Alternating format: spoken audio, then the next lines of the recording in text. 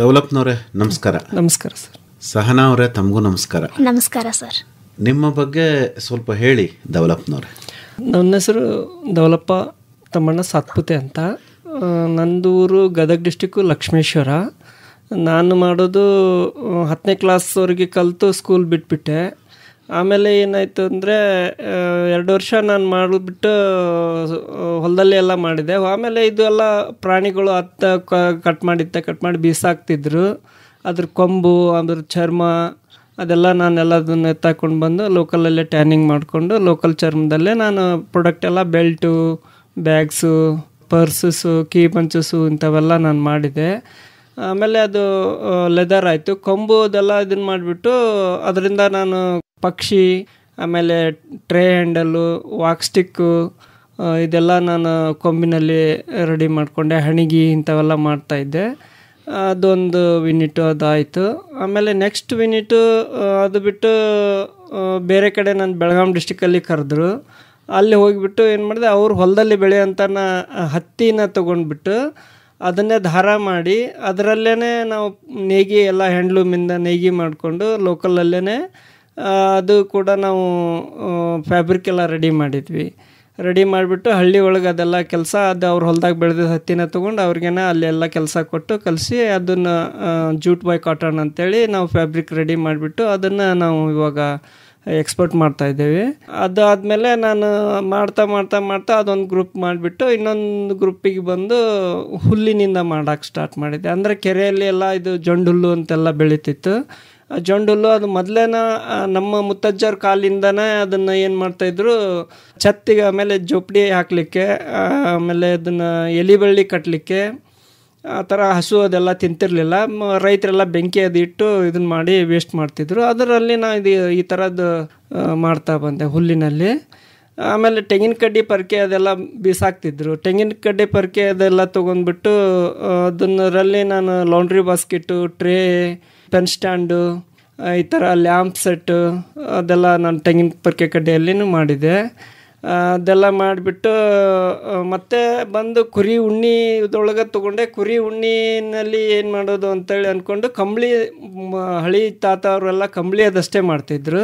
ಇವಾಗ ನಾವು ಕಂಬಳಿಯಲ್ಲೇ ಅದನ್ನೇ ಯೂಸ್ ಮಾಡಿಕೊಂಡು ಅದೇ ಟೆಕ್ನಿಕಲ್ಲಿ ನಾವು ಬ್ಯಾಗ್ಸು, ನೀಡಲ್ ಫೆಲ್ಟಿಂಗ್ ಅಂಥೇಳಿ ಡೆಕೋರೇಟಿವ್ ಪೀಸು, ದರಿ ಅವೆಲ್ಲ ಮಾಡ್ತಾ ಬಂದ್ವಿ. ಇಷ್ಟೆಲ್ಲ ನಾನು ತುಮಕೂರಲ್ಲಿನೂ ಮಾಡಿದೆ, ಬೆಳಗಾಂ ಡಿಸ್ಟಿಕಲ್ಲಿ ಮಾಡಿದೆ, ಲಕ್ಷ್ಮೇಶ್ವರಲ್ಲಿ ಮಾಡಿದೆ, ಉಡುಪಿಯಲ್ಲಿನೂ ಮಾಡಿದೆ. ಈ ಥರ ಕೈಗಾರಿಕೆ ವಸ್ತು ನಾನು ಮಾಡ್ತಾ ಇವಾಗ ಇಲ್ಲಿವರೆಗೂ ಬಂದು ತಲುಪಿದೆ. ನಿಮ್ಮ ತಂದೆ ತಾಯಿ ಏನು ಮಾಡ್ತಾರೆ? ನಮ್ಮ ತಂದೆ ತಾಯಿದು ಅದೇ ವ್ಯವಸಾಯ ಕೆಲಸನೇ ಮಾಡ್ತಿದ್ರು. ಜಮೀನು ಎಷ್ಟಿತ್ತು ತಮಗೆ? ನಂದು 6 ಎಕರೆ ಜಮೀನಿತ್ತು ನಮ್ಮ ತಂದೆದು. ಏನು ಬೆಳೆ ಮಾಡ್ತಿರೋದ್ರ? ಅದು ನಮ್ಮದಲ್ಲಿ ಜೋಳ, ಶೇಂಗಾ, ಮೆಣಸಿನ್ಕಾಯಿ ಈ ಥರ ಎಲ್ಲ ನಾವೆಲ್ಲ ಬೆಳೆ ಮಾಡ್ತಾಯಿದ್ವಿ. ನೀವು ಯಾಕೆ ವ್ಯವಸಾಯ ಮಾಡಲಿಲ್ಲ? 2 ವರ್ಷ ವ್ಯವಸಾಯ ಮಾಡಿದೆ.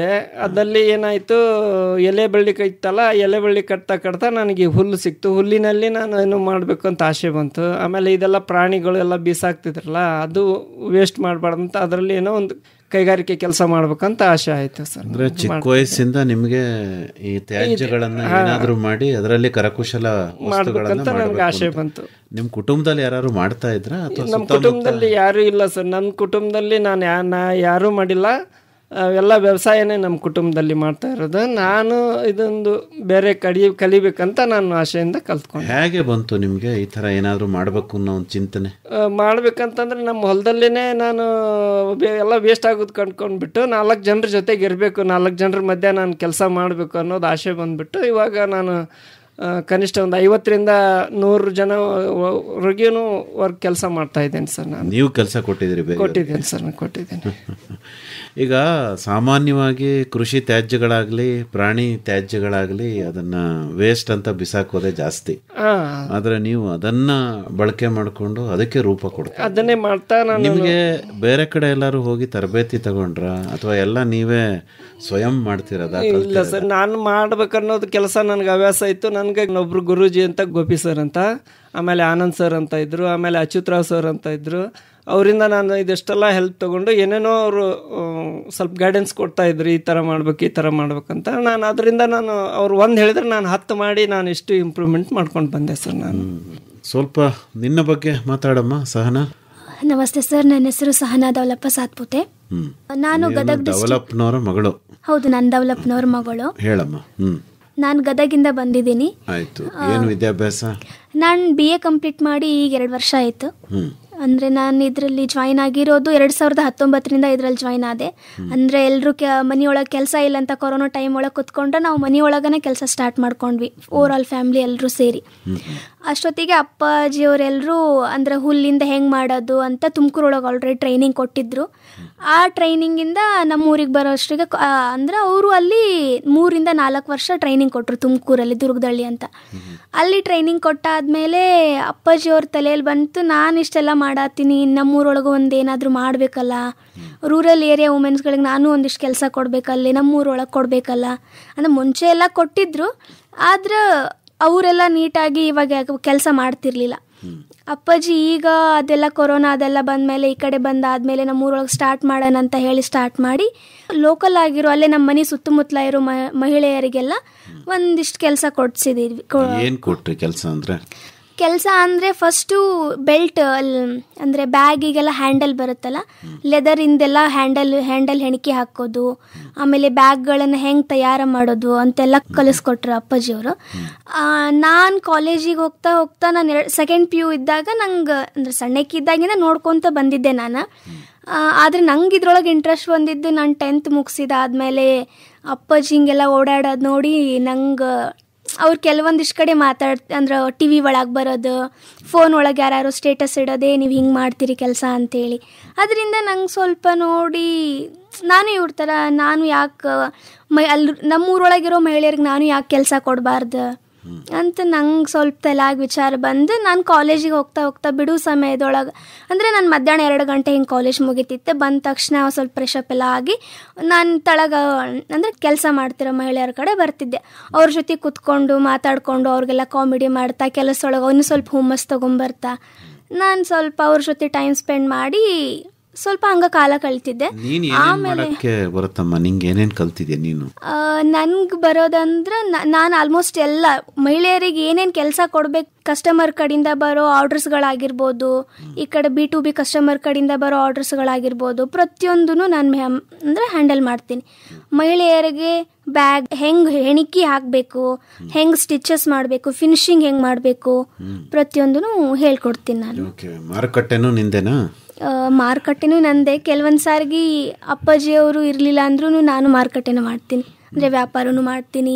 ಸ್ಟಾಲ್ಗಳು ಕೇಳೋದಾಗಿರ್ಬೋದು ಅದೆಲ್ಲದನ್ನು ಫೋನ್ ಮಾಡಿ ಮಾತಾಡ್ತೀನಿ. ಕಸ್ಟಮರ್ ಉತ್ಪನ್ನಗಳು ಸಿಗುತ್ತಮ್ಮ ಈಗ ನಿಮ್ಮ ಹತ್ರ? ನಮ್ಮ ಹತ್ರ ಜೊಂಡುಲ್ ಸಿಗುತ್ತೆ ಸರ್.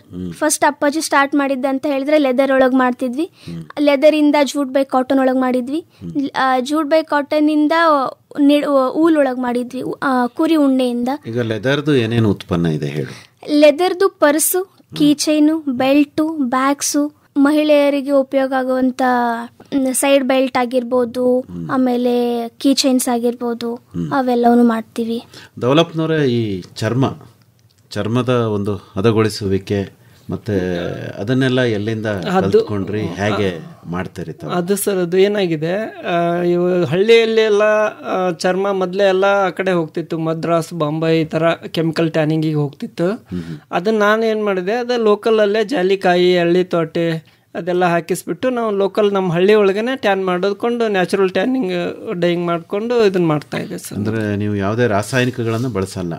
ಇಲ್ಲ ಸರ್, ಅದು ಹುಣಸೆ ಹಣ್ಣು, ಅದು ಹುಣಸೆ ಬೀಜ ಅದೆಲ್ಲ ಸಿಗುತ್ತಲ್ಲ, ಅದರಿಂದನೇ ಸ್ವಲ್ಪ ಎಲ್ಲ ಇದನ್ನು ಮಾಡಿಕೊಂಡು, ಆಮೇಲೆ ಜಾಲಿ ತೋಟೆ, ಅರಳಿಕಾಯಿ, ಸುಣ್ಣ ಅದೆಲ್ಲ ಹಾಕಿಬಿಟ್ಟು ಅದು ಟ್ಯಾನಿಂಗ್ ಬರುತ್ತೆ. ಮಿನಿಮಮ್ ಒಂದು ಲೆದರು ಹಾಕಿ 100 ಲೆದರ್ ಹಾಕಿ 1 ತಿಂಗಳ ಟೈಮ್ ಬೇಕಾಗುತ್ತೆ ಅದಕ್ಕೆ ಟ್ಯಾನ್ ಆಗ್ಲಿಕ್ಕೆ. ಇದೆಲ್ಲ ನೀವೇ ಕಲ್ತಿದ್ದ? ಹೌದು ಸರ್, ಹೌದು. ನಾವೇ ಅದನ್ನ ಕಲ್ತ್ಕೊಂಡು ನಾವೇ ಅದನ್ನ ಮಾಡ್ತಾ ಇದ್ದೀವಿ. ಯಾವ್ಯಾವ ಪ್ರಾಣಿಗಳ ಚರ್ಮ ಬಳಸ್ತೀರಿ? ನಾನು ಆಡು, ಕುರಿ ಇಷ್ಟೆಲ್ಲ ಬಳಸ್ತೇನೆ ಸರ್. ಹಸುದು, ಎಮ್ಮೆದು, ಆಮೇಲೆ ಎತ್ತಿಂದು ಇದು ಥರ ಎಲ್ಲ ಬಳಸ್ತೇನೆ ಸರ್ ನಾನು. ಹೌದಾ? ಏನೇನು ಉತ್ಪನ್ನಗಳು ಮಾಡ್ತೀರಿ ಅದರಲ್ಲಿ ವಿಶೇಷ ಅಂದರೆ ನಾನು ಆಡು ಕುರಿ ಚರ್ಮದೊಳಗೆ ಬೆಲ್ಟು, ಬ್ಯಾಗ್ಸು, ಕೀಬನ್ಸಸ್ಸು ಅವೆಲ್ಲ ಮಾಡ್ತೇವೆ ಸರ್. ಹಸುಗಳದ್ದು ಅಂದರೆ ಎಮ್ಮೆ ಕೋಣದ್ದು ಚರ್ಮ ಅದೆಲ್ಲ ಏನು ಬರುತ್ತಲ್ಲ, ಅದು ಸ್ಲಿಪ್ಪರ್ಗೆ ಅದೆಲ್ಲ ಚಪ್ಪಲಿ ಅದೆಲ್ಲ ಮಾಡ್ತೀನಿ ಸರ್. ಆಮೇಲೆ ಅದ್ರ ಕೊಂಬು ಅದೆಲ್ಲ ಏನು ಬರುತ್ತಲ್ಲ ಅದನ್ನು ವಾಕ್ ಸ್ಟಿಕ್ ಮಾಡ್ತೀವಿ. ಆಮೇಲೆ ಡೋರ್ ಹ್ಯಾಂಡಲ್ಸು, ಟ್ರೇ ಹ್ಯಾಂಡಲ್ಸು ಇಂಥವೆಲ್ಲ ಪ್ರಾಣಿಗಳ ಕೊಂಬಲ್ಲಿ ಪ್ರಾಣಿಗಳ ಕೊಂಬಲ್ಲಿ. ಆಮೇಲೆ ಪಕ್ಷಿ ಅದೆಲ್ಲ ಮಾಡ್ತೇವೆ, ಅದರಲ್ಲಿ ಹಣಿಗೆ ಅದೆಲ್ಲ ಮಾಡ್ತೇವೆ. ಮೊದಲೆಲ್ಲ ಮಾಡೋದಕ್ಕೆ ಪೂರಕವಾದ ಒಂದಷ್ಟು ಯಂತ್ರಗಳು ಇರ್ಬೇಕಲ್ವ ನಿಮ್ಮ ಹತ್ರ? ಯಂತ್ರ ಅಂದ್ರೆ ಏನಿಲ್ಲ ಸರ್, ಕಟಿಂಗ್ ಬ್ಲೇಡ್ ಇದೆ, ಬ್ಲೇಡ್ ಅಷ್ಟೇ ಸಾಕು. ಆಮೇಲೆ ಅದರಲ್ಲಿ ಬೇಕಾಗಿದ್ದಂತ ಪಾಲಿಶ್ ಪೇಪರ್ ಅದೆಲ್ಲ ಸಿಗುತ್ತಲ್ಲ ಲೋಕಲ್ ಅಲ್ಲಿ. ಮಿಷಿನ್ ಬೇಕು ಆ ಥರದ್ದೆಲ್ಲ ಇರ್ಬೇಕಲ್ಲ ನಿಮ್ಮ? ಲೇತ್ ಮಷಿನ್ ಅದೇ ನಾವೇ, ನಮ್ಮ ಆನಂದ್ ಸರ್ ಅಂತ ಇದಾರೆ ರಾಯಚೂರಲ್ಲಿ, ಅವ್ರ ಕಡೆಯಿಂದ ನಾವೇ ಕೈಯಿಂದಾನೇ ಏನ್ ಬೇಕು ಟೂಲ್ಸ್ ಎಲ್ಲ ರೆಡಿ ಮಾಡ್ಕೊಳ್ತೇವೆ ಸರ್. ನಾವ್ ಯಾವ್ದು ಪರ್ಚೇಸ್ ಮಾಡಲ್ಲ ಹೊರಗಿಂದ. ಹೌದಾ? ಈಗ ಲೆದರ್ ಉತ್ಪನ್ನಗಳು ಅಂತಂದ್ರೆ ಅದರಲ್ಲೂ ಕೂಡ ಯಾರಾದ್ರೂ ಕೆಲಸ ಮಾಡ್ತಾರೆ ನಮ್ಮ ಹೆಣ್ಮಕ್ಳು?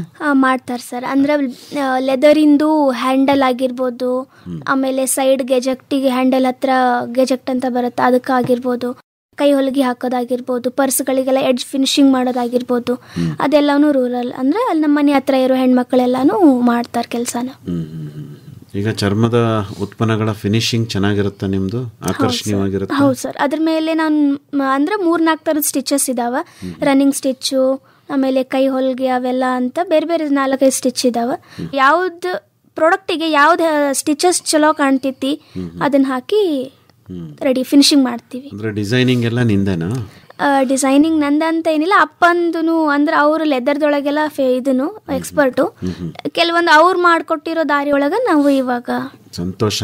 ಅಂದ್ರೆ ನೀನೀಗ ವಿದ್ಯಾವಂತೆ, ಚೆನ್ನಾಗಿ ತಿಳ್ಕೊಂಡಿದ್ಯಾ, ಈ ವಿಚಾರದಲ್ಲಿ ಇನ್ನೂ ಹೆಚ್ಚಿಗೆ ಓದಬೇಕು ಮಾಡಬೇಕು ಆ ಥರದ್ದು ಏನಾದ್ರು ಆಶೆಗಳಿದೆಯಾ ನಿಂದು? ಆ ಥರ ಅಂದರೆ ಓದೋದಂತ ಬಂದರೆ ನಾನು ಡಿಗ್ರಿ ಕಂಪ್ಲೀಟ್ ಮಾಡಿ 2 ವರ್ಷ ಆಯಿತು. 2 ವರ್ಷ ಮುಗಿದಾದ್ಮೇಲೆ ನಾನು ಕ್ರಿಯೇಟಿವ್ ಡಿಗ್ನಿಟಿ ಆಮೇಲೆ ಪ್ರೊಜೆಕ್ಟರ್ ತರಾಶಾ ಅಂತಂದು 2 ಒಂದೇ ಪ್ಲ್ಯಾಟ್ಫಾರ್ಮ್ ಒಳಗೆ ಬರುತ್ತೆ, ಟೈಟಾನ್ ಅಂಡ್ರ್ ಒಳಗೆ ಬರುತ್ತೆ ಸರ್. ಅದ್ರೊಳಗೆ ನಂಗೆ ಕೆಲವೊಂದಿಷ್ಟು ಡಿಸೈನರ್ಸ್ಗಳು ನೀನಿನ್ನೂ ಹೆಂಗೆ ಇಂಪ್ರೂವ್ ಆಗಬೇಕು ಅಂತೆಲ್ಲ ಹೇಳ್ಕೊಂಡ್ರೆ ಅಂದ್ರೆ ನಂದು ಅಪ್ಪಾಜಿ ಅವ್ರು ಹೇಳ್ಕೊಟ್ಟಿದ್ದೆ ಬ್ಯಾಗ್ ಬಾಸ್ಕೆಟ್ ಅಷ್ಟೇ ಅಲ್ದನ ಎತ್ತಿನ ಮುಖಗಳು ಹೆಂಗೆ ಮಾಡೋದು, ಆಮೇಲೆ ಇಷ್ಟು ಕಿಡ್ಸ್ ಕಲೆಕ್ಷನ್ ಅಂತಂದು ಮಕ್ಕಳಿಗೆ ಇಷ್ಟ ಆಗೋ ಥರ ಸಣ್ಣ ಪುಟ್ಟ ವಸ್ತುಗಳನ್ನು ಯಾವ ಥರ ಮಾಡೋದು. ಏನೇನು ಮಾಡ್ತೀಯಾ ಅಂದ್ರೆ ಡ್ರ್ಯಾಗನ್ ಫ್ಲೈ ಆಗಿರ್ಬೋದು, ಬರ್ಡ್ ಆಗಿರ್ಬೋದು, ಡಿಯರ್ ಅಂದ್ರೆ ಜಿಂಕೆ ಆಗಿರ್ಬೋದು, ಆಮೇಲೆ ನವಿಲು, ಆ ಥರ ಎಲ್ಲ ಸಣ್ಣ ಸಣ್ಣ ಪುಟ್ಟಪ್ಪ ಅಂದ್ರೆ ಮಕ್ಕಳಿಗೆ ಇಷ್ಟ ಆಗುವಂಥ ವಸ್ತುಗಳು ಹೆಂಗೆ ಮಾಡೋದು ಅದೆಲ್ಲ ಕಲ್ತ್ಕೊಂಡೆ ಇದರಲ್ಲಿ. ಡೆವಲಪ್ನವ್ರೆ, ಈಗ ಮುಂದಿನ ನಿಮ್ಮ ಇದು ಅಂದ್ರೆ ಹತ್ತಿ ಇದರಲ್ಲಿ ಶುರು ಮಾಡಿದ್ದು ಅಂತ ಹೇಳಿದ್ರೆ ಸರ್, ಹೇಳಿ ಅದರಲ್ಲಿ ಏನ್ ಅದು ಏನಾಯ್ತು ಸರ್, ಹತ್ತಿ ಇದರಲ್ಲಿ ಅಂತಂದ್ರೆ ಬೇರೆ ಬೇರೆ ನಮ್ಮ ಹಳ್ಳಿ ಜನ ಸಿಟಿಗೆ ಹೋಗಿಬಿಟ್ಟು ಅದು ಮಿಲ್ಲಿಗೆ ಹೋಗಿ ಕಾರ್ಡಿಂಗ್ ಮಾಡಿಸ್ಕೊಂಬರಕ್ ಆಗಲ್ಲ. ಅದೇನು ಮಾಡ್ತಾರೆ, ಅದೇ ಅವರು ಹೊಲ್ದಾಗಿನ ಹತ್ತಿನೇ ತೊಗೊಂಡ್ಬಿಟ್ಟು ಅದನ್ನ ಕಾಳು ತೆಗೆದ್ಬಿಟ್ಟು ಕಾಳು ಆಯಿಲಿಂಗ್ ಮಾಡ್ತಾರೆ. ಇದು ಹತ್ತಿನ ನಾವು ದಾರ ಮಾಡಿಸಿ ಅದರಲ್ಲೇ ನೇಗಿ ಅದೆಲ್ಲ ಮಾಡಿಸ್ತೇವೆ ಸರ್ ಹ್ಯಾಂಡ್ಲೂಮ್ ಮಗ್ಗದಲ್ಲೇ. ಇವಾಗ ಜಾಸ್ತಿ ಪವರ್ ಲೂಮು ಅದು ಇದು ಅಂತ ಮಷಿನ್ ಭಾಳ ಬಂದಿದ್ದಾವೆ. ಆದರೆ ನಮ್ಮ ಹಳ್ಳಿ ಜನಕ್ಕೆ ಅಲ್ಲಿ ಹೋಗಿ ಮಾಡ್ಕೊಳಕ್ಕೆ ಆಗೋದಿಲ್ಲ. ಅದನ್ನೇನು ಮಾಡ್ತೇವೆ ನಾವು, ಅದೇ ಲೋಕಲಲ್ಲೇ ಮಾಡಿಬಿಟ್ಟು ಅವ್ರಿಗೆ ಕೈ ಮಗ್ಗನ ಅಲ್ಲೇ ಕಲಿಸಿ ಅದೇ ಬ್ಯಾಗ್ಸ್ ಎಲ್ಲ ಮಾಡಿಬಿಟ್ಟಿವಿ ಸರ್ ನಾವು. ಅಂದರೆ ಹತ್ತಿಯಿಂದ ಏನೇನು ತಯಾರು ಮಾಡ್ತೀರಿ? ಬ್ಯಾಗ್ ಒಂದೇನಾ? ಹತ್ತಿಯಿಂದ ನಾವು ಮೊದಲೇ ಬಟ್ಟೆ ತಯಾರು ಮಾಡ್ಕೊತೇವೆ ಸರ್, ದಾರ ಮಾಡ್ಕೊತೇವೆ. ದಾರ ಮಾಡ್ಕೊಂಡ್ಬಿಟ್ಟು ಮಗ್ಗದಲ್ಲಿ ನೇಯ್ಕೊಂಡು ಬಟ್ಟೆ ತಯಾರು ಮಾಡ್ಕೋತೇವೆ. ಬಟ್ಟೆ ತಯಾರು ಮಾಡ್ಕೊಂಡ್ಬಿಟ್ಟು ಆಮೇಲೆ ನಮ್ಗೆ ಯಾವ್ದಾವ್ದು ಡಿಸೈನ್ ಬೇಕು ನಾವು ಸ್ಟಿಚಸ್ ಮಾಡ್ಕೊಂತೇವೆ. ನೀವು ಬಟ್ಟೆನಲ್ಲಿ ಏನು ಶರ್ಟು ಪ್ಯಾಂಟು ಆ ಥರ ಇಲ್ಲ ಸರ್, ನಮ್ದು ಜೂಟ್ ಬೈ ಕಾಟನ್ ಅಂತಂದ್ರೆ ಒಳಗಡೆ ಜೂಟ್ ಹಾಕ್ತೇವೆ, ಮೇಲ್ಗಡೆ ಕಾಟನ್ ಹಾಕ್ತೇವೆ. ಹಾಕಿಬಿಟ್ಟು ನಾವು ಬ್ಯಾಗ್ಸ್ ಎಲ್ಲ ಮಾಡ್ತೇವೆ, laundry basket, hand bag, ladies bag, ಈ ಥರ.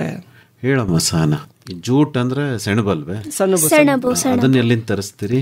ನಿಮ್ಮಲ್ಲೇ ಸಿಗುತ್ತಾ? ಹೇಳಿ. ಇಲ್ಲ ಸರ್, ಅದು ನಾವು ಏನು ಮಾಡ್ತೇವೆ, ನಾವು ಮಾರ್ಕೆಟಲ್ಲಿ ಸುತ್ತುಳಿ ಅಂತ ಸಿಗುತ್ತೆ, ಸುತ್ತುಳಿ ಸಣಬಿಂದು.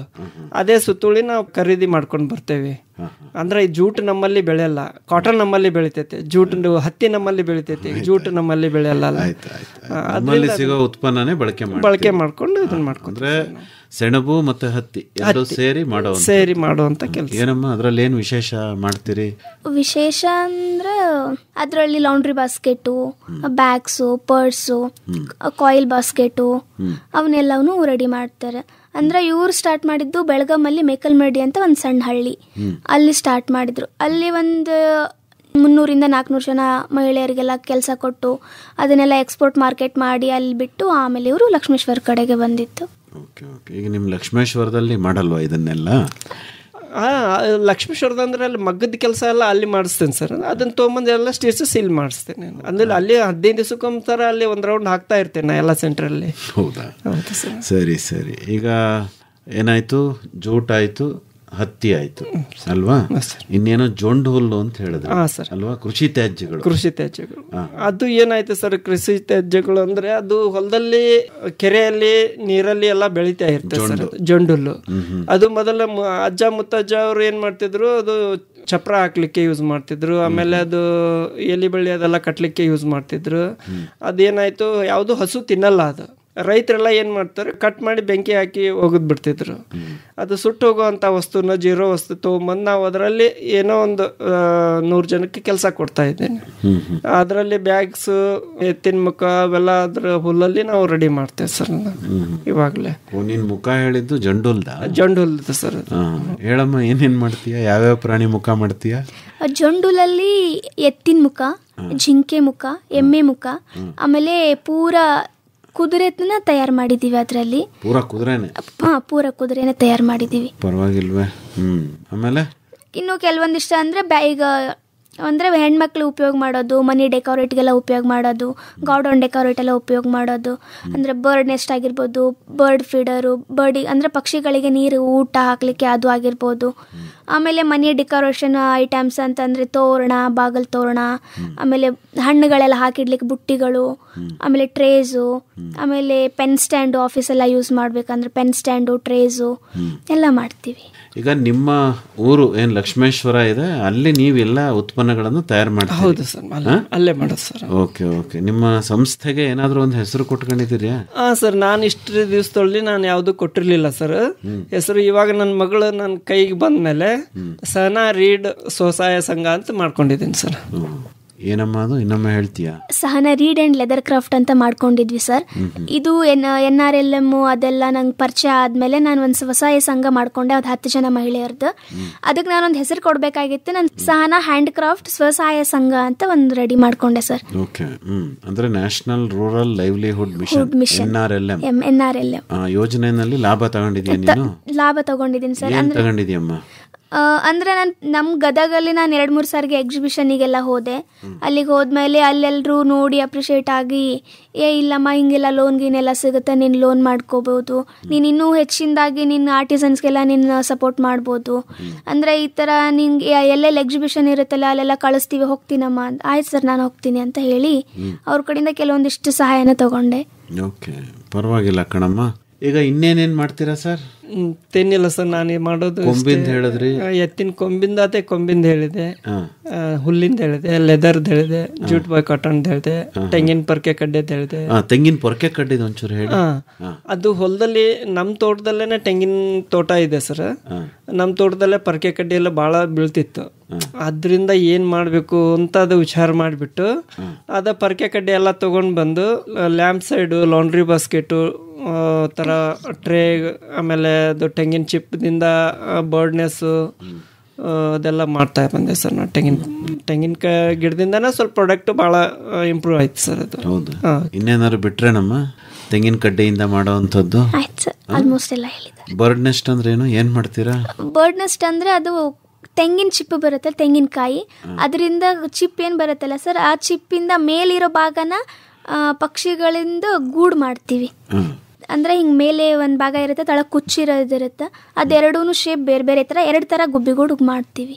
ಅಂದ್ರೆ ಮೇಲಿಂದ ಬಂದು ಹಿಂಗೆ ಹಾರಿ ಬಂದು ಮೇಲಿಂದ ಕುತ್ಕೊಳೋದು ಒಂಥರ, ತಳಗಿಂದ ಹಿಂಗೆ ಒಳಗೆ ಹೋಗೋ ಥರ ಒಂದು ಮಾಡಿದ್ದೀವಿ. ಗುಬ್ಬಚ್ಚಿ ಪಕ್ಷಿಗಳನ್ನೂ ನೀನೇ ಮಾಡ್ತೀಯ ಅಲ್ವಾ? ಹೌದು ಸರ್. ಮಾಡಿ ಅದನ್ನ ಅಲಂಕಾರವಾಗಿಟ್ರೆ ಮನೆಯಲ್ಲಿ ತಗೊಂಡೋಗಿ ಇಟ್ಕೋತಾರೆ ಅಲ್ವೇ? ಅಂದ್ರೆ ಕರಕುಶಲ ವಸ್ತುಗಳನ್ನ ನೀವು ತಯಾರು ಮಾಡ್ತೀರಿ ಅಲ್ವಾ? ಇದೆಲ್ಲ ಹೇಳ್ದಷ್ಟು ಸುಲಭ ಅಲ್ಲ ಅನ್ಸುತ್ತೆ ಅಲ್ವಾ? ಬಹಳ ಕಷ್ಟ ಇರ್ಬೇಕಲ್ವಾ ಡೆವಲಪ್? ಇದೆ ಸರ್, ಕಷ್ಟ ಎಲ್ಲಿ ಇರುತ್ತೆ, ಎಷ್ಟು ಕಷ್ಟ ಬರುತ್ತೆ ಅಷ್ಟು ನಮ್ಗೆ ಆಮೇಲೆ ಯಾವತ್ತಾದ್ರೂ ಒಂದಿನ ಸುಖ ಸಿಗುತ್ತಲ್ಲ ಸರ್. ಅಲ್ಲ, ಅದು ಸರಿ ಡೆವಲಪ್ನವ್ರೆ. ಈಗ ಇದನ್ನೆಲ್ಲ ನೀವು ಹೇಗೆ ಕಲ್ತ್ರಿ? ಕಲಿಯೋದಕ್ಕೆ ನೀವೇನೇನು ಶ್ರಮ ವಹಿಸಿದ್ರಿ? ಏನೇನೆಲ್ಲ ಚಾಲೆಂಜಸ್ ಬಂತು ನಿಮ್ಮ ಎದುರಿಗೆ ಹೇಳಿ. ಅದು ಸರ್, ನಾನು ಅದು ಕಲಿಬೇಕಾದ್ರೆ ಒಂದು 10 ವರ್ಷ ನಮ್ಮ ಊರಲ್ಲೇ ನಾನು ಅದು ಯಾವುದೂ ನಾನು ದುಡ್ಡು ನೋಡಿಲ್ಲ, ನಾನು ಕೆಲಸ ನೋಡಿದೆ. ನಾನು ಇದನ್ನು ಕಲಿಬೇಕಾದ್ರೆ ಎಲ್ಲಿ ಏನು ಮಾಡ್ತಾರೆ ಅಲ್ಲಿ ನಾನು ಹೋಗಿ ಇದ್ಕೊಂಡು ನಾನು ಕಲಿತೆ. ಅದು ನಮ್ಮೂರಲ್ಲೇ ಕಲ್ತಿದ್ರಿ ಹೇಳಿ. ನಾನು ಆ್ಯಕ್ಚುಲಿ ನಮ್ಮೂರಲ್ಲೇ 10 ವರ್ಷ ನಾನು ಕಲ್ತಿದ್ದು, ಮತ್ತು ತಿರ್ಗಾ ಎಲ್ಲಿ ಹೋಗಿಲ್ಲ, ನಮ್ಮ ಹೊಲದಲ್ಲೇ ನಮ್ಮ ಮನೆಯಲ್ಲೇ ನಾನು ಕಲ್ತಿದ್ದು. ಅದು ನೋಡಿಕೊಂಡು ಬೆಳಗಾಂ ಡಿಸ್ಟಿಕ್ಕಿಗೆ ಹೋದ್ಮೇಲೆ 18 ವರ್ಷ ಅದು ಕಲಿಬೇಕು, ಅದು ಒಂದೇ ಅಂತಲ್ಲ ಎಲ್ಲ ಆಲ್ರೌಂಡ್ ಕಲಿಬೇಕಂತ ನಾನು 18 ವರ್ಷ ಅಲ್ಲಿ ಒಂದು ಬೆಳಗಾಂಗೆ ಹೋದೆ, ಹಳ್ಳಿಗೆ. ಅಲ್ಲಿ ಇದ್ಕೊಂಡು ಕಲಿತೆ. ಆಮೇಲೆ ಗೋಪಿ ಸರು ನಮ್ಗೆ, ಆಮೇಲೆ ಆನಂದ್ ಸರು, ಆಮೇಲೆ ಅಚ್ಯುತರಾವ್ ಸರು, ಇವ್ರದ್ದೆಲ್ಲ ಸ್ವಲ್ಪ ಭಾಳ ನನಗೆ ಹೆಲ್ಪ್ ಆಯ್ತು. ಏನಂದ್ರೆ ವರ್ಷ ಆದಾಯನೇ ಬರಲಿಲ್ಲ ಅಂದ್ರಲ್ಲ, ಹೌದೌದು. ಹೇಗೆ ಮಾಡಿದ್ರಿ ಕುಟುಂಬ ನಿರ್ವಹಣೆ? ಹೇಗೆ ಮಾಡಿದ್ರಿ ಕುಟುಂಬ ನಿರ್ವಹಣೆ? ತಂದೆ ತಾಯಿ ಎಲ್ಲ ಹೊಲದಲ್ಲಿ ಅವ್ರು ಮಾಡ್ತಾ ಇದ್ರು ಸರ್. ನಾನು ಅವ್ರದ್ಗೂ ನನಗೂ ಭಾಳ ರಿಸ್ಕ್ ಆಯಿತು. ಏನಂದ್ರೆ ಅಪ್ಪ ನಿನ್ನಿಂದ ಏನು ಉತ್ಪನ್ನ ಬರ್ತಾ ಇಲ್ಲ, ಹೆಂಗೆ ಏನು ಅಂತ. ಅದನ್ನ ನಾನು ಹೇಳಿದೆ, ನಾನು ಉತ್ಪನ್ನ ಇವತ್ತಿಲ್ದ ನಾ ಸಿಗುತ್ತೆ. ಅದು ನಾನು ಮಾಡೋದು 4 ಜನರ ಜೊತೆಗೆ ಸೇರ್ಕೊಂಡು ಕೆಲಸ ಮಾಡ್ಬೇಕನ್ನೋ ಆಸೆ ನನಗೆ. ಗೌರ್ಮೆಂಟ್ ನೌಕರಿನೂ ಬೇಡ, ಏನೂ ಬೇಡ, ನಾನು ಇದು ಮಾಡ್ಬೇಕನ್ನೋ ನನಗೆ ಹವ್ಯಾಸ ಬಂದಿದೆ, ನಾನು ಮಾಡೋನು ಅಂತ. ಅವಾಗ ಅಷ್ಟು ಕಷ್ಟಪಟ್ಟಿದ್ದೆ, ಇವಾಗ ನನಗೆ ಅದನ್ನು ಪ್ರತಿಫಲ ಸಿಕ್ಕಿದೆ ಸರ್. ಸಿಗ್ತಾ ಇದೆ, ಏನೋ ಸಿಕ್ಕಿದೆ.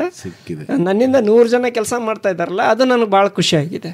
ಅಂದ್ರೆ ಈಗ ಗ್ರಾಮೀಣ ಪ್ರದೇಶದಲ್ಲಿರುವಂತ ಹೆಣ್ಮಕ್ಳಿಗೆ ತಾವು ಕೆಲಸ ಕೊಡ್ತಾ ಇದ್ದೇನೆ ಅಲ್ವಾ? ಕೊಡ್ತಾ ಇದ್ದೇನೆ. ಸಹನಾ, ಈಗ ಹೇಳಮ್ಮ, ಹೆಣ್ಮಕ್ಳಿಗೆ ಈ ಕೆಲಸಗಳು ಎಷ್ಟು ಸೂಕ್ತ? ಯಾಕೆಂದ್ರೆ ನೀನು ಒಬ್ಬ ಹೆಣ್ಮಗಳು, ವಿದ್ಯಾವಂತೆ ಹುಡುಗಿ, ವಿಶೇಷವಾಗಿ ನಿನಗೆ ಸಾಕಷ್ಟು ಕನಸುಗಳಿರುತ್ತೆ, ಆಸೆ ಇರುತ್ತೆ, ಸಿಟಿ ನೋಡಬೇಕು, ಸುತ್ತಬೇಕು ಅಂತ. ಈಗ ಹಳ್ಳಿನಲ್ಲಿ ಇದ್ಕೊಂಡು ಈ ಎಲ್ಲ ಕೆಲಸ ಮಾಡೋದಕ್ಕೆ ನಿನಗಿಷ್ಟನಾ? ಅಥವಾ ನಿನ್ನಂಥ ಹೆಣ್ಮಕ್ಳುಗಳು ಈ ಥರ ಕೆಲಸ ಮಾಡಿದರೆ ಮುಂದಿನ ದಿನದಲ್ಲಿ ಯಾವ ತರಹ ಗ್ರಾಮೀಣ ಅಭಿವೃದ್ಧಿ ಸಾಧಿಸ್ಬೋದು ಅಂತ ನಿಂಗೆ ಅನ್ಸುತ್ತೆ? ಸರ್, ಏನಂದ್ರೆ ರೂರಲ್ ಮಹಿಳೆಯರು ಏನಿರ್ತಾರ ಅಂದ್ರೆ ಗ್ರಾಮೀಣ ಭಾಗದೊಳಗಿರೋ ಮಹಿಳೆಯರು, ಅವರಿಗೆ ಜಾಸ್ತಿ ಕೆಲಸ ಇರಲ್ಲ, ಎಸ್ಪೆಷಲಿ ಹಳ್ಳಿ ಕಡೆ ಎಲ್ಲ ಅವ್ರಿಗೆ ಕೆಲಸ ಇರೋದಿಲ್ಲ. ನಂದೇನು ಥೀಮ್ ಅಂದ್ರೆ ಅಂಥ ಮಹಿಳೆಯರಿಗೆ ನಾನು ಕೆಲಸ ಕೊಡ್ಬೇಕು. ನನ್ನ ಹತ್ರ ಈಗ 25 ಜನ ಕೆಲಸ ಮಾಡಂತ, 15 ಜನ ಕೆಲಸ ಮಾಡಂತಾರೆ. ನಾನು ಅವ್ರನ್ನ 50 ಜನನೋ 500 ಜನನೋ 5000 ಜನದವರೆಗೂ ನಾನು ಮಾಡ್ಬೇಕಂತ ನಂದು ಥೀಮ್ ಐತಿ. ನಾನು ಇದನ್ನು ಯಾವ ಥರ ಬೆಳೆಸ್ಕೊಂಡು ಹೋಗ್ಬೇಕಂತ ಸ್ವಲ್ಪ ಗೈಡೆನ್ಸ್ ಅದೆಲ್ಲ ಸಿಕ್ಕರೆ ನಾನು ಮಾಡ್ಕೋಬೋದು. ನಾನು ಯಾಕೆ ಇದ್ರೊಳಗೆ ಬಂದೆ ಅಂತಂದ್ರೆ, ಇವಾಗ ಲಾಯರ್ ಮಗ ಲಾಯರ್ ಆಗತ್ತಾನ, ಟೀಚರ್ ಮಗ ಟೀಚರ್ ಆಗತ್ತಾನ, ಇಂಜಿನಿಯರ್ ಮಗ ಇಂಜಿನಿಯರ್ ಆಗತ್ತಾನ, ರೈತನ ಮಗ ಯಾಕೆ ರೈತ ಆಗತ್ತಿಲ್ಲ? ಯಾಕಂದ್ರೆ ಅವರಿಗೆ ಕರೆಕ್ಟಾಗಿರೋ ವೇ ಸಿಗತ್ತಿಲ್ಲ. ಎಸ್ಪೆಷಲಿ ಮಾರ್ಕೆಟ್ ಆಗಿರ್ಬೋದು, ಅವ್ರು ಬೆಳೆದಂಥ ಬೆಳೆಗೆ ತಕ್ಕ ಪ್ರತಿಫಲ ಇಲ್ಲ, ಅವ್ರದ್ದು ಬೆಳೆದಂಥ ಅವ್ರು ಮಾಡುವಂಥ ಕೆಲಸಕ್ಕೆ ಅವ್ರಿಗೆ ಅಂದ್ರೆ ದುಡಿಮೆ ಒಳಗಾಗಿರ್ಬೋದು, ಅವ್ರದ್ದು ಆರ್ಥಿಕ ಜೀವನದೊಳಗಾಗಿರ್ಬೋದು, ಅಂದರೆ ಜಾಸ್ತಿ ಅವರಿಗೆ ಆದಾಯ ಸಿಗತ್ತಿಲ್ಲ. ಆದಾಯ ಅಂತ ಅಷ್ಟೇ ಅಲ್ಲ, ಗೌರವನೂ ಅಷ್ಟು, ಅಂದ್ರೆ ರೈತ ಬಿಡೋ ಅವನು ಅಂತ ಅಷ್ಟು ಗೌರವನೂ ಸಿಗತ್ತಿಲ್ಲ ಅವರಿಗೆ. ಯಾಕೆ ಅವ್ರಿಗೆ ಹಿಂಗೆ ಆಗತ್ತೈತಿ ಅಂದ್ರೆ, ಸುಮ್ಮನೆ ಒಂದು ಅವ್ರಿಗೆ ಬೇಕಾಗಿರೋದು ದುಡಿಮೆ, ಕೆಲಸ, ಹಣ, ಇದಷ್ಟೇ ಸಾಲದು. ಏನು ಮಹಿಳೆಯರು ಇರ್ತಾರಲ್ಲ, ಅವ್ರಿಗೆ ಮೇನ್ ಬೇಕಾಗಿರೋದು ನಾ ದುಡಿದು ನಾನು ಮನೆ ನಡೆಸ್ಬೇಕು ಅನ್ನೋ ಒಂದು ಛಲ ಬರ್ಬೇಕು ಅವರಿಗೆ, ಮಹಿಳೆಯರಿಗೆ. ಅದು ಹೆಂಗೆ ಬರ್ಬೇಕಂದ್ರೆ, ನಮ್ಮಂಥವ್ರು ಎಲ್ಲೋ ಒಬ್ರು ಹುಡ್ಕೊಂಡ್ವಿ ಅಂದ್ರೆ ಅಟ್ಲೀಸ್ಟ್ ನಾನು ಬೆಳೆಯೋದ್ರ ಜೊತೆಗೆ ನನ್ನ ಜೊತೆಗೆ ಇನ್ನೂ 10 ಜನ ಬೆಳೀತಾರಲ್ಲ ಅನ್ನೋ ಇಂಟೆನ್ಷನ್ನಿಗೆ ಮಾಡಿದ್ದ ಕೆಲಸ. ಅಲ್ಲಮ್ಮ, ಈಗ ನೀನೇನೋ ಹಳ್ಳಿನಲ್ಲಿ ಉಳಿದೆ, ನಿನಗೆ ಯಾವತ್ತೂ ಪೇಟೆ ಆಕರ್ಷಣೆ ಅಂತ ಅನ್ನಿಸ್ಲಿಲ್ವಾ?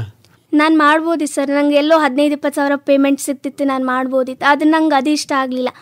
ನನ್ನ ಊರೊಳಗೆ ಕಷ್ಟಪಡ್ತಿರೋಂಥ ಮಹಿಳೆಯರು, ಮನೆ ನಡ್ಸೋಕ್ಕಾಗದೇ ಇರೋವಂಥ ಮಹಿಳೆಯರಿಗೆ ನಾನು ಕೆಲಸ ಕೊಟ್ಟರೆ ಅಟ್ಲೀಸ್ಟ್ ಒಂದು ದಿವಸಕ್ಕೆ ಅವ್ರು 300 ರೂಪಾಯಿ ತೊಗೊಂತ ಮನೆ ಖುಷಿಯಿಂದ ನಕ್ಕೊಂತ ಹೋಗ್ತಾರೆ. ನಂಗೆ ಅದು ನೋಡೋದು ಇಷ್ಟ ಆಯ್ತು ಸರ್, ನಾನು ಅದಕ್ಕೆ ಈ ಕೆಲಸ ಮಾಡತ್ತೆ. ಡೆವಲಪ್ನವ್ರೆ, ಈಗ ಒಂದು 10 ವರ್ಷ ಪಾಪ ಯಾವುದೇ ಸಂಪಾದನೆಯಿಂದಲೇ ಕಷ್ಟಪಟ್ರಿ, ಆಮೇಲೆ ಈಗ ಚೆನ್ನಾಗಿದೆ ಅಂತ ಹೇಳ್ತಿದ್ದೀರಿ ಅಲ್ವೇ? ಈಗ ನೀವು ಕೃಷಿ ತ್ಯಾಜ್ಯ ಮತ್ತು ಪ್ರಾಣಿ ತ್ಯಾಜ್ಯ ಏನು ಬಳಸ್ತಿರಲ್ಲ, ಇದಕ್ಕೇನು ಬಂಡವಾಳ ಬೇಕಿಲ್ಲ ಅಂತ ತ್ಯಾಜ್ಯದಿಂದ ಮಾಡ್ತಿದ್ದೀರಾ ಅಥವಾ ಹೇಗೆ? ಅದು ಬಂಡವಾಳ ಅಂತಂದ್ರೆ ಸರ್, ನಮ್ಗೆ ಅಲ್ಲಿ ಹೊಲದಲ್ಲಿ ಎಲ್ಲ ಸಿಗುತ್ತಲ್ಲ, ಕಾಡಲ್ಲಿ ಎಲ್ಲ ಸಿಗುತ್ತೆ, ಅದನ್ನು ನಾನು ತರೋದು, ಅದನ್ನು ಸೇವ್ ಮಾಡಿ ಇಟ್ಕೊಳ್ಳೋದು, ಅದು ಜನರಿಗೆ ಅದೇ ಬಂಡವಾಳ ನಂದು. ಅದನ್ನೆಲ್ಲ ಕಲೆಕ್ಟ್ ಮಾಡ್ಕೊಂಡು ತರೋದೇ ಒಂದು ಬಂಡವಾಳ. ಆಮೇಲೆ ಇನ್ನೊಂದು ಏನಾಗಿದೆ ಸರ್, ಮೊದಲು ಇದು ಎಲ್ಲ ವ್ಯವಸ್ಥೆ ಇರಲಿಲ್ಲ, ಇದು ನರೇಗಾ ಅದು ಇದು ಅಂತ. ಅವಾಗ ಅಷ್ಟು ಕಷ್ಟನೇ ಇತ್ತು. ಇವಾಗ ಏನಾಗಿದೆ, ಎಲ್ಲ ನರೇಗಾ ಸಿಗ್ತಾ ಇದೆ, ಪಂಚಾಯತಿಯಿಂದ ಕೆಲಸ ಸಿಗ್ತಾ ಇದೆ. ಅಲ್ಲ, ನರೇಗಾದಿಂದ ಏನು ಪ್ರಯೋಜನ ಪಡ್ಕೊಂಡಿದ್ದೀರಿ? ನರೇಗಾದಿಂದ ಅಂದ್ರೆ ಇವಾಗ ಸಿಗ್ತಾ ಇದೆ ಸರ್. ಅದು ಏನು ತಗೊಂಡಿದ್ದೀರಿ ಅಲ್ಲಿಂದ? ಅಂದ್ರೆ ಒಂದು ನಮ್ಮ ಹಳ್ಳಿ ಒಳಗೆ ಸಿಗುವಂಥ ಕೆಲಸ ಒಂದು 10 ದಿನ 20 ದಿನ ಅಂತ ಏನೋ ಪಂಚಾಯತಿಯಿಂದ ಕೆಲಸ ಕೊಡ್ತಾ ಇದ್ರು. ಅದು ಒಂದು ಅನುಕೂಲ ಆಗಿದೆ ಜನರಿಗೆ. ಈಗ ನಾನು ತಿಂಗಳ 30 ದಿವಸ ಎಲ್ಲ ನನ್ನ ಕೆಲಸ ಕೊಡೋಕೆ ಆಗ್ತಿರ್ಲಿಲ್ಲ ಅವ್ರಿಗೆ. ಅದು ಒಂದು 10 ದಿನ 15 ದಿನ ಒಂದು ತಿಂಗಳ ಈ ಥರ ಅವ್ರಿಗೆ ಬಂದು ನನಗೂ ಸ್ವಲ್ಪ ಬೇರೆ ಬೇರೆ ಪ್ರಾಡಕ್ಟ್ ಮಾಡೋಕ್ಕೂ ಟೈಮ್ ಸಿಕ್ಕದೆ ಇವಾಗಿನ ಟೈಮ್ಕಂತಂದ್ರೆ ಸರ್. ಓಕೆ, ಈಗ ಪಂಚಾಯತಿಂದ ಏನಾದರೂ ಪ್ರಯೋಜನ ಆಗಿದೆ ಆಗಿದೆಯಾ ನಿಮಗೆ? ಪಂಚಾಯತಿಯಿಂದ ಅಂದರೆ ನಾವು ಮಾಡೋವಂಥ ಮಹಿಳೆಯರು ಏನಿದ್ದಾರಲ್ಲ ಸರ್, ನನ್ನ ಹತ್ರ 10 ದಿವಸ ಮಾಡಿದ್ರೆ ಅಲ್ಲಿ 20 ದಿವಸ ಮಾಡಿದ್ರೆ ಅವ್ರಿಗೂ ಒಂದು ಉಪಜೀವನ ಜಾಸ್ತಿ ಸಿಗುತ್ತಲ್ಲ ಅಂತ ನಂದೊಂದು ಆಸೆ. ಈಗ ನಿಮಗೆ ಏನೇನು ತ್ಯಾಜ್ಯ ಪದಾರ್ಥಗಳು ಸಿಗಬೇಕು ಅದೆಲ್ಲ ನಿಮ್ಮೂರಲ್ಲೇ ಸಿಗ್ತಾ ಇದೆಯಾ ಅಥವಾ ಬೇರೆ ಬೇರೆ ಕಡೆಗೆ ಹೋಗೆಲ್ಲ ತರಬೇಕಾದಂತ? ಇಲ್ಲ ಸರ್, ನಮ್ಮೆಲ್ಲ ಹಳ್ಳಿಯಲ್ಲೇ ಸಿಗೋದು ಇದು. ತೆಂಗಿನ ಕಡ್ಡಿ ಬೇಕಿದ್ರೆ ತೋಟದಲ್ಲೇ ಸಿಗುತ್ತೆ, ಹುಲ್ಲು ಬೇಕಿದ್ರೆ ನೀರು ಎಲ್ಲಿ ವ್ಯವಸಾಯ ನೀರು ಬೆಳೆಯುತ್ತಲ್ಲ, ನೀರು ಹರಿಯುತ್ತಲ್ಲ ಅಲ್ಲಿ ಸಿಗುತ್ತೆ. ಅದೆಲ್ಲ ಹಳ್ಳಿಯಲ್ಲೇ ಸಿಗೋದು. ಆಮೇಲೆ ಇದನ್ನು ನಮ್ಮ ಹೊಲದ ಹಳ್ಳಿ ಜನ ಬೆಳೆಯೋಂಥ ಕಾಟನ್ ಅದೆಲ್ಲ ಸರಿಂದನೇ ನಾವು ಅರಿಬಿ, ಜೂಟ್ ಬಾಯ್ ಕಾಟನ್ ಅದೆಲ್ಲ ನಾವು ರೆಡಿ ಮಾಡ್ಕೋಬೋದು. ಅಂದ್ರೆ ಅಲ್ಲಿ ಪ್ರಾಣಿ ಸತ್ತು ಹೋಗಿದ್ದ ಪ್ರಾಣಿ ಬಿಸಾಕ್ತಾರಲ್ಲ ಅದರದಿಂದ ನಾವು ಚರ್ಮ ಅದೆಲ್ಲ ನಾವು ಎತ್ತಿನ ಕೊಂಬು ಅದೆಲ್ಲ ತಗೋಬೋದು. ಈಗ ತ್ಯಾಜ್ಯ ಪದಾರ್ಥಗಳನ್ನು ಮೊದಲಿಗೆ ಸಂಗ್ರಹ ಮಾಡ್ತೀರಿ? ಹೌದು ಸರ್. ಆಮೇಲೆ ಅದರಿಂದ ಮೌಲ್ಯವರ್ಧಿತ ಉತ್ಪನ್ನ ಮಾಡ್ತೀರಿ. ಇದು ವರ್ಷ ಪೂರ್ತಿ ನಡೆಯುತ್ತೆ ನಿಮ್ಮಲ್ಲಿ? ನಮ್ಮಲ್ಲಿ ಅಂದರೆ ನಾನು 6 ತಿಂಗಳ ಟೈಮ್ ಸಿಗುತ್ತೆ ಬೇಸಿಗೆ ಕಾಲದಲ್ಲಿ, ಇದೆಲ್ಲ ಸೇವ್ ಮಾಡಿ ಇಟ್ಕೊಳ್ತೇನೆ ಸರ್. ನಾನು ಈ 6 ತಿಂಗಳ ಮಳೆಗಾಲದಲ್ಲಿ ಇದೆಲ್ಲ ನಾನು ಅದನ್ನು ವರ್ಕ್ ಮಾಡ್ತಾ ಇರ್ತೇನೆ ಸರ್. ಓಕೆ. ಈಗ ಒಂದು ಕಡೆ ಶೇಖರಣೆ, ಇನ್ನೊಂದು ಕಡೆ ಕರಕುಶಲ ವಸ್ತುಗಳ ತಯಾರಿಕೆ. ಹೌದು ಸರ್. ಇನ್ನೊಂದು ಕಡೆ ಮಾರಾಟ ಕೂಡ ಮಾಡಿ. ಮಾರಾಟನೂ ಇದೆ ಸರ್. ಹೌದಾ? ಮಾರಾಟಕ್ಕೆ ಏನೆಲ್ಲ ಕ್ರಮಗಳನ್ನು ಅನುಸರಿಸ್ತಾರೆ? ಅಂದರೆ ಇದು ಗೌರ್ಮೆಂಟ್ ಥ್ರೂ ಎಕ್ಸಿಬಿಷನ್ಸ್ ಅಂತ ಕರೀತಾರೆ, ಮಹಿಳಾ ಮಕ್ಕಳ ಕಲ್ಯಾಣ ಇಲಾಖೆ ಅದರೊಳಗೆಲ್ಲ ಸ್ಟಾಲ್ಸ್ ಅದೆಲ್ಲ ಕರೀತಾರೆ. ಅದು ಅಂದ್ರೆ ಸ್ವಲ್ಪ ಅನುಕೂಲ ಆಗುತ್ತೆ. ಆಮೇಲೆ ಯಾರ್ಯಾರು ನಮ್ಮದು ಕಲೆ ನೋಡಿಬಿಟ್ಟು ಇಲ್ಲ ರೀ ನಮ್ಮ ಇಂಥ ಫಂಕ್ಷನ್ ಮಾಡ್ತಾ ಇದ್ದೇವೆ ಇಲ್ಲಿ ಸ್ಟಾಲ್ ಹಾಕ್ರಿ ಅಂತಂತ ಕರೀತಾರೆ. ಅದು ನಮ್ಗೆ TAD ಎಲ್ಲ ಕೊಡ್ತಾರೆ. ಆಮೇಲೆ ನಮ್ಗೆ ಎಲ್ಲ ಇರ್ಲಿಕ್ಕೆ ವ್ಯವಸ್ಥೆ ಕೊಡ್ತಾರೆ. ನಮ್ದೊಂದು ಕಲೆ ಅವ್ರಿಗೆ ನಾವು ಒಂದು 10 ಜನರಿಗೆ ಕಲಿಸ್ತೀವಿ. ಬೇರೆ ಬೇರೆ ಸ್ಕೂಲ್ಗೆ ಅದೆಲ್ಲ ಕರೀತಾರೆ. ಅಲ್ಲಿ ಎಲ್ಲ ನಾವು ವರ್ಕ್ಶಾಪ್ ಎಲ್ಲ ಕಲಿಸ್ತೇವೆ ಹುಡುಗರಿಗೆ ಅದೆಲ್ಲ. ಶಾಲಾ ಮಕ್ಕಳಿಗೂ ಶಾಲಾ ಮಕ್ಕಳಿಗೂ ಎಲ್ಲ ನಾವು ಕಲೆಯಿಂದ ಕಲಿಸ್ಕೊಡ್ತೇವೆ ಸರ್. ನೀನು ಸ್ಕೂಲ್ಗೆ ಹೋಗಿದ್ದೀನಮ್ಮ? ಹಾಂ ಸರ್, ಸ್ಕೂಲ್ಗೆಲ್ಲ ನಾನು ವರ್ಕ್ಶಾಪ್ ಅದೆಲ್ಲ ಕೊಡ್ತೀನಿ. ಈಗಿರೋ ಮಕ್ಕಳಿಗೆ ಕರಕುಶಲತೆ ಏನು ಅಂತಂದ್ರೆ ಜಾಸ್ತಿ ಯಾರಿಗೂ ಗೊತ್ತಿಲ್ಲ ಸರ್. ಈಗಿನ ನಮ್ಮ ಜನ್ರೇಷನ್ ಮಕ್ಕಳಿಗೆ ಎಲ್ಲರೂ ವಿದ್ಯಾಭ್ಯಾಸ, ಇಂಜಿನಿಯರು, ಡಾಕ್ಟರ್ ಅಂತೆಲ್ಲ ಹೊಂಟಾರೆ. ಕರಕುಶಲ ಬಗ್ಗೆ ಜಾಸ್ತಿ ಯಾರಿಗೂ ಗೊತ್ತಿಲ್ಲ. ಅದು ಗೊತ್ತು ಮಾಡ್ಸೋದು ಹೆಂಗೆ, ಅದು ಯಾವ ಥರ ಅವ್ರಿಗೆ ಅವೇರ್ನೆಸ್ ಬರಬೇಕು, ಕರಕುಶಲತೆ ಅಂದ್ರೇನು, ಅದನ್ನು ಹೆಂಗೆ ಅಂದ್ರೆ ಮುಂಚೆಲ್ಲ ಕುಂಬಾರ, ಕಮ್ಮಾರ, ಬಡಿಗ ಅವೆಲ್ಲ ಯಾರು ಜಾಸ್ತಿ ಮಾಡತ್ತಿಲ್ಲ. ಈಗ ಅವರೆಲ್ಲರೂ ಇಂಜಿನಿಯರ್, ಡಾಕ್ಟರ್ ಅಂತ ಹೊಂಟ್ಬಿಟ್ಟಾರೆ. ಈಗ ಅವು ಎಲ್ಲ ಹೆಂಗೆ ಗೊತ್ತಾಗಬೇಕು ಅವ್ರಿಗೆ, ಈ ಥ್ರೂ ಇಂದನಾದ್ರೆ ನಾವು ಹಿಂಗೆ ಎಕ್ಸಿಬಿಷನ್ ವರ್ಕ್ಶಾಪ್ ಅದೆಲ್ಲ ಹಿಂಗೆ ಹೋದ್ರೆ ಅವ್ರಿಗೆ ಗೊತ್ತಾಗುತ್ತೆ. ಅದ್ರದ್ದು ಮುಟ್ಟೋದ್ರಿಂದ, ಅದನ್ನು ಅಂದ್ರೆ ಮುಟ್ಟಿ ಫೀಲ್ ಮಾಡೋದ್ರಿಂದ ಅವ್ರಿಗೆ ಗೊತ್ತಾಗುತ್ತೆ ಇದ್ರೊಳಗೆ ಎಷ್ಟು ತಾಳ್ಮೆ ಬೇಕು ಈ ಕೆಲಸ ಮಾಡೋಕ್ಕೆ, ಎಷ್ಟು ಶ್ರಮ ಬೇಕು, ಎಷ್ಟು ಆಸಕ್ತಿ ಇರಬೇಕು ಅಂದ್ರೆ ಈ ಕೆಲಸ ಮಾಡೋಕ್ಕಂತ ಸ್ವಲ್ಪ ಅವ್ರಿಗೂ ಅರಿವಾಗುತ್ತೆ. ಆಮೇಲೆ ಇನ್ನು ಹೊಸದೊಳಗೆ ಇನ್ನು ಹೆಂಗೆ ಮಾಡ್ಬೋದು ಅಂತೆಲ್ಲ ಗೊತ್ತಾಗುತ್ತೆ ಅವ್ರಿಗೆಲ್ಲ. ಈ ಥೀಮ್ ಇಟ್ಕೊಂಡು ವರ್ಕ್ಶಾಪನ್ನು ನಾನು ಹ್ಞೂ ಅಂತೀನಿ. ಅವ್ರು 5,000 ಕೊಟ್ಟರು ಹ್ಞೂ, 10,000 ಕೊಟ್ಟರು ಹ್ಞೂ, 2,000 ಕೊಟ್ಟರು ಹ್ಞೂ, ಏನು ಕೊಟ್ಟಿಲ್ಲ ಅಂದರೂ ಹ್ಞೂ ಹೋಗ್ತೀನಿ ಸರ್ ನಾನು. ಆಯ್ತಮ್ಮ. ಈಗ ಎಲ್ಲೋ ಒಂದು ಕಡೆ ಗ್ರಾಮೀಣ ಪ್ರದೇಶದಲ್ಲಿರುವಂತಹ ಮಕ್ಕಳಿಗೂ ಕೂಡ ಇದರ ಬಗ್ಗೆ ಒಂದು ಜಾಗೃತಿ ಮೂಡಬೇಕು ಅನ್ನೋ ಪ್ರಯತ್ನ ಮಾಡ್ತಾ ಇದ್ದೀರಿ. ಈಗ ನೀವು ಯಂಗ್ಸ್ಟರು, ಈಗೆಲ್ಲ ಏನೋ ಸೋಷಿಯಲ್ ಮೀಡಿಯಾ ಕಾಲ, ಅಪ್ಪನಿಗೆ ಏನಾದರೂ ಉತ್ಪನ್ನಗಳ ಮಾರಾಟದಲ್ಲಿ ಏನಾದರೂ ಸಹಾಯ ಮಾಡ್ತಿದ್ದೀರಾ? ಈಗ ನಾವು ಮಾಧ್ಯಮಗಳನ್ನು ಬಳಕೆ ಮಾಡಿಕೊಂಡು ಮಾಡ್ತಿದ್ದೀನಿ ಸರ್. ನಾನು ಅಂದ್ರೆ ಆನ್ಲೈನ್ ಮಾರ್ಕೆಟ್ ಮಾಡ್ತೀನಿ. ಆನ್ಲೈನ್ ಮಾರ್ಕೆಟ್ ಅಂದ್ರೆ ಒಂದಿಲ್ಲ 2 ವೆಬ್ಸೈಟ್ ಮಾಡ್ಕೊಂಡಿನಿ ನಾನು. ಮನೆಯೊಳಗನ ನಿಮ್ದೇ ವೆಬ್ಸೈಟ್ ಕ್ರಿಯೇಟ್ ಮಾಡ್ಕೊಂಡಿನಿ. ಏನು ವಿಳಾಸ ವೆಬ್ಸೈಟ್ದು? ಫೈಂಡ್ ಪ್ಲಾಟ್ಫಾರ್ಮ್ ಅಂತ ಒಂದು ಮಾಡ್ಕೊಂಡಿನಿ. ಅದರಲ್ಲೆಲ್ಲ ಫೋಟೋಸ್ ಅಪ್ಲೋಡ್ ಮಾಡ್ತೀನಿ. ಆಮೇಲೆ ಸ್ವದೇಶಿ ಅಂತ ಒಂದಿದೆ, ಅದರಲ್ಲಿ ಮಾಡ್ತೀನಿ. 2 ಫೋಟೋಸ್ ಅಪ್ಲೋಡ್ ಮಾಡ್ತೀನಿ. ಕಸ್ಟಮರ್ದು ಫೀಡ್ಬ್ಯಾಕ್ ಬರುತ್ತೆ, ಅದನ್ನ ನೋಡಿ ಖುಷಿ ಆಗುತ್ತೆ. ಆಮೇಲೆ ಅಂದ್ರೆ ಮನೆಯೊಳಗೆ ಕುತ್ಕೊಂಡು ಈಗೆಲ್ಲ ಡಿಜಿಟಲ್ ಮಾರ್ಕೆಟಿಂಗ್ ಆಗಿ ಜಾಸ್ತಿ ಯಾರು ಹೊರಗೆ ಬರತ್ತಿಲ್ಲ. ಆಲ್ಮೋಸ್ಟ್ ಎಲ್ಲರೂ ಮನೆಯೊಳಗೆ ಕುತ್ಕೊಂಡು ಶಾಪಿಂಗ್ ಮಾಡೋ ಪ್ರೊಸೀಜರ್ ಈಗ ಜಾಸ್ತಿ ಐತಿ. ಆನ್ಲೈನ್ ಮಾರ್ಕೆಟ್ ಚಲೋ ನಡೀತೈತೆ ಸರ್ ಈಗಿನ ದಿನಮಾನದೊಳಗೆ. ಜಾಣೆ ಆಗಿದೆಯಾ ನೀನು ಅಲ್ವಾ? ಆನ್ಲೈನ್ ಮೂಲಕನೇ ನಿನ್ನ ಉತ್ಪನ್ನಗಳಿಗೆಲ್ಲ ಮಾರುಕಟ್ಟೆ ಸೃಷ್ಟಿ ಮಾಡ್ಕೊತಾ ಇದೀಯ. ಮಾಡ್ಕೊಂತೀವಿ. ಅವರು ನಮ್ಮ ಏನು ಡೆವಲಪ್ನವರು ಎಕ್ಸ್ಪೋರ್ಟ್ ಅಂದರು, ವಿದೇಶಗಳಿಗೂ ರಫ್ತು ಮಾಡ್ತೀವಿ ಅಂತ. ಹೌದಾ? ಹೌದು ಸರ್. ಎಲ್ಲೆಲ್ಲಿ ಕಳಿಸಿದ್ರಿ? ಜೂಟ್ ಬಾಯ್ ಕಾಟನ್ದು ಇದೇನಿದೆ ಅಲ್ಲ ಸರ್, ಬೆಳಗಾಂ ಡಿಸ್ಟಿಕ್ಕಲ್ಲಿ ನಾನು ಮಾಡ್ತಾ ಇದ್ದೆ. ಅದೆಲ್ಲ ನಾವು ಡೆಲ್ಲಿ ಅದೆಲ್ಲ ಹೋಗಿಬಿಟ್ಟು ಅದೇನೋ ಒಂದು ಗೋಪಿ ಸರ್ ಕಡೆಯಿಂದ ನಮ್ಮ ಸಾಹೇಬ್ರಿದ್ದಾರೆ, ಅವ್ರು ಹಿಡ್ಕೊಂಡು ಅದೆಲ್ಲ ಎಕ್ಸ್ಪೋರ್ಟ್ ಇದನ್ನು ಮಾಡ್ತಾ ಇದ್ದೇನೆ. ಇದು ಹೋಗ್ತಾ ಇದೆ, ಒಂದು 4-5 ಕಂಟ್ರಿ ಹೋಗ್ತಾ ಇದೆ. ಓಕೆ. ಮಗಳನ್ನ ಕೇಳೋಣ ತಡೀರಿ. ಏನಮ್ಮ ಸಹನಾ, ನಿನ್ನ ವೆಬ್ಸೈಟಿಂದ ಏನಾದರೂ ಹೊರದೇಶಗಳಿಗೆ ಬೇರೆ ಕಡೆಯಿಂದ ಏನಾದರೂ ಎಂಕ್ವೈರಿ ಬರೋದು, ನಿಮ್ಮ ಉತ್ಪನ್ನಗಳನ್ನು ಕೇಳೋದು ಏನಾದ್ರು ಆಗಿದೆಯಾ? ಈಗ ರೀಸೆಂಟಾಗಿ ಚಾಲ್ತಿಯಲ್ಲಿರೋದು ಇನ್ಸ್ಟಾ ಸರ್. Insta, Facebook. ಇನ್ಸ್ಟಾದೊಳಗೆ ಒಂದು 2 ಕಂಟ್ರಿ ಅವರು ಒಂದು USA ಕಡೆಯಿಂದ ಇನ್ನೂ ಇವಾಗ ನಾನು ಪಾರ್ಸಲ್ ಹಾಕ್ಬೇಕು ಸರ್. ಎತ್ತಿನ ಮುಖ ಆರ್ಡ್ರ್ ಬಂದಿತ್ತು ಸರ್. ನಾನು ಆದಷ್ಟು ಅವ್ರೊಳಗೆ ಮಾಡ್ಕೊಂಡು ಕುತ್ಕೊಂಡಿದ್ದೆ ಇಲ್ಲಿ ಬರೋದಕ್ಕಿಂತ ಮುಂಚೆನ. ಎತ್ತಿನ ಮುಖ ಒಂದು ಆರ್ಡ್ರ್ ಬಂತು. ಇದನ್ನು ನಾನು ಹೆಂಗೆ ಕೊರಿಯರ್ ಹಾಕಲಿ, ನನ್ನ ಹತ್ರ GST ಅದೇನಿಲ್ಲ, ನಾನು ಹೆಂಗೆ ಕೊರಿಯರ್ ಹಾಕೋದೆ ಅಂತೆಲ್ಲ ಅವ್ರ ಹತ್ರ ಚರ್ಚೆ ಮಾಡಿದಾಗ, ಇಲ್ಲ ನಾನು ಬೆಂಗಳೂರೊಳಗೆ ನನ್ನ ಫ್ರೆಂಡ್ ಅದಾರ, ಅವ್ರಿಗೆ ಹಾಕ್ರಿ, ನಾನು ಪೇಮೆಂಟ್ ಪ್ರೊಸೀಜರ್ ಎಲ್ಲ ಮಾಡ್ತೀನಿ ಅಂತ USA ಕಡೆಯಿಂದ ಒಂದು ಆರ್ಡ್ರ್ ಬಂತು ಸರ್ ನಿನ್ನೆ ಬೆಳಗ್ಗೆ. ಪರವಾಗಿಲ್ಲ. ಆಮೇಲೆ ಅದನ್ನ ಕೊರಿಯರ್ ಮಾಡಿ ಅಂದ್ರೆ ನಾನು ಅವ್ರಿಗೆ ಕಳ್ಸಿರೋದನ್ನ ನೋಡಿ ಅವ್ರ ಫ್ರೆಂಡ್ ಎಲ್ಲ ಮತ್ತೆ ಹೊಳ್ಳಿ ಇಲ್ಲ ನಮಗೂ ಒಂದು ಬೇಕು ತರಿಸ್ಕೊಡ್ರಿ ಅಂತ ಅವ್ರಿಗೆಲ್ಲ ಕೇಳ್ತಿದ್ದಾರೆ ಸರ್. ಈಗ ನೋಡಿದ್ರ ಅದು ಒಂದಾಯ್ತು. ಇನ್ನೊಂದು ದೇಶ ಯಾವುದು? ಇನ್ನೊಂದು ಕೆನಡಾಗ ಒಂದು ಬಂದಿತ್ತು, ಲಾಸ್ಟ್ ಮಂತ್ ಬಂದಿತ್ತು. ಅವರು ಎತ್ತಿನ ಮುಖನೇ ಕೇಳಿದ್ರ? ಹೌದು, ಆ ಎತ್ತಿನ ಮುಖ ಅಂದ್ರೆ ಕ್ರಿಯೇಟಿವ್ ಡಿಗ್ನಿಟಿ ಕಡೆಯಿಂದ ಮಾಡ್ಕೊಂಡಿದ್ದು ಸರ್. ಅದು ಒಂದು ಹೊಸ ಡಿಸೈನ್ ಆಗ್ಬಿಟ್ಟೈತಿ. 2022 ನಾನು ಜಾಯ್ನ್ ಆಗಿದ್ದು, 23 ಆ ಡಿಸೈನ್ ನಾನು ಕ್ರಿಯೇಟ್ ಮಾಡ್ಕೊಂಡೆ. ಅವಾಗಿಂದ ಇಲ್ಲಿವರೆಗೂ ಅಂದ್ರೂ ಅದೇನು ಲಾಸ್ ಆಗಿಲ್ಲ ಸರ್. ಭಾಳ ಅಂದ್ರೆ ಭಾಳ ಸೇಲ್ ಆಗ್ತೈತಿ. ಇದುವರೆಗೂ ಒಂದು 50 ಎತ್ತಿನ ಮುಖ ವಿಶೇಷ ಏನಂದ್ರೆ ನಮ್ಮ ಕರ್ನಾಟಕ ಲೋಕಲ್ ಅಂದ್ರೆ ನಮ್ಮ ನಾರ್ತ್ ಕರ್ನಾಟಕ ಕಡೆ ಎತ್ತಿಂದೆಲ್ಲ ಜಾತ್ರೆ ನಡೀತೈತಿ. ಯಾವ ಥರ ಅಂದ್ರೆ ಈ ಕಾರ್ ಹುಣ್ಣಿಮೆ ಆಗಿರ್ಬೋದು, ಎತ್ತು ಓಡಿಸೋದಾಗಿರ್ಬೋದು, ಅದೆಲ್ಲ ಜಾಸ್ತಿ ನಡೀತೈತಿ. ಅದನ್ನ ನೋಡಿ ಅಂದ್ರೆ ನಂಗೆ ಗೊತ್ತಿರೋ ಡಿಸೈನರು ನಾನು ನಿಮ್ಮ ಕಡೆ ಇದೆಲ್ಲ ಭಾಳ ನೋಡೀನಿ, ನಾನು ಇದನ್ನು ಮಾಡಿಸ್ಬೇಕಂತ ಅವರಿಗೆ ಒಂದೇನೋ ಇದನ್ನ ತಲೆ ಒಳಗೆ ಬಂತು.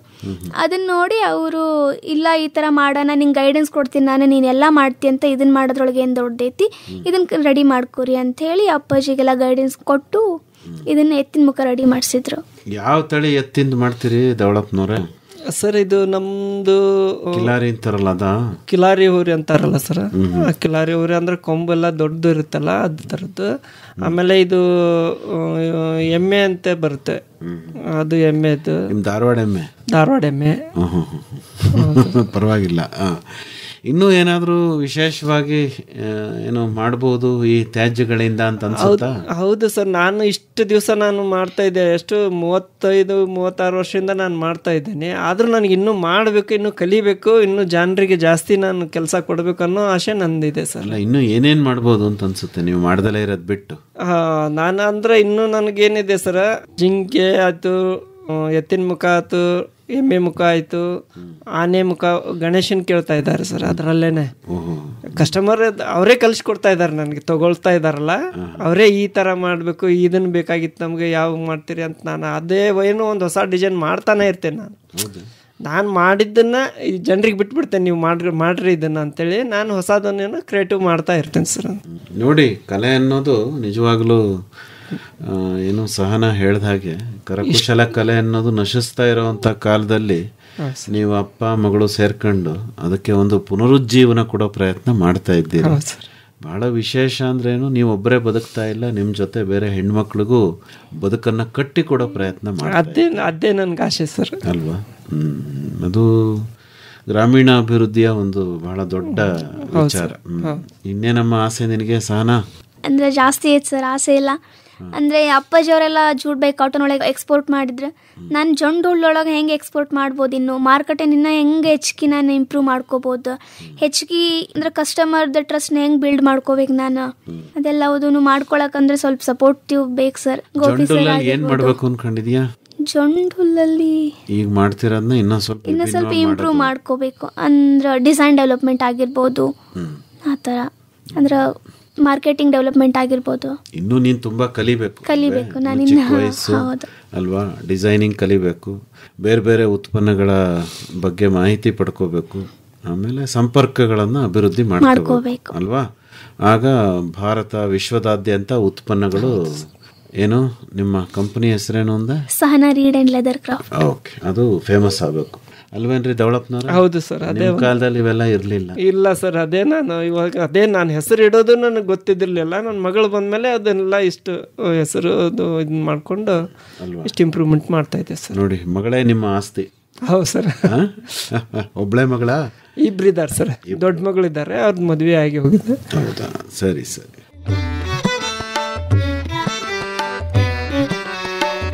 ಕೃಷಿ ನಿರಂತರ, ಹಾಗೆ ಕಲಿಕೆಯೂ ನಿರಂತರ. ಕೃಷಿಗೆಲ್ಲಿದೆ ಅಂತ್ಯ, ಆರಂಭವೇ ನಿತ್ಯ. ಹೊಸ ಪೀಳಿಗೆ ಯುವ ಶಕ್ತಿಗೆ ಮುನ್ನಡೆಯಲು ಬೇಕು. ಆತ್ಮೀಯರೇ, ಕೃಷಿ ಸಂಶೋಧನಾ ಸಂಸ್ಥೆಯೊಂದಿಗೆ ಬೇಸಾಯ ಕಲಿಯುವ ಆಸಕ್ತಿ ನಿಮಗಿದೆಯೇ? ನವೀನ ತಾಂತ್ರಿಕತೆಗಳನ್ನು ಜಮೀನಿನಲ್ಲಿ ಅಳವಡಿಸುವ ಆಸೆಯೂ ಇದೆಯೇ? ಹಾಗಿದ್ದರೆ ತಪ್ಪದೇ ಆಲಿಸಿ ಕೃಷಿ ದೀವಿಗೆ. ಕೃಷಿ ದೀವಿಗೆ ಹೊಸ ಬೆಳಕಿಗೆ ಬೇಕು ಕೃಷಿ ದೀವಿಗೆ. ಮೈಸೂರು ಬಾನುಲಿಯಲ್ಲಿ ಪ್ರತಿ ಸೋಮವಾರ ಸಂಜೆ 6:50 ಕೃಷಿ ರಂಗದಲ್ಲಿ ಸಂಶೋಧನಾ ಸಂಸ್ಥೆಯೊಂದಿಗೆ ಕೃಷಿ ಕಲಿಕೆ ಕುರಿತ ಬಾನುಲಿ ಸರಣಿ ಕೃಷಿ ದೀವಿಗೆ. ಕೃಷಿ ದೀವಿಗೆ ಹೊಸ ಬೆಳಕಿಗೆ ಬೇಕು ಕೃಷಿ ದೀವಿಗೆ.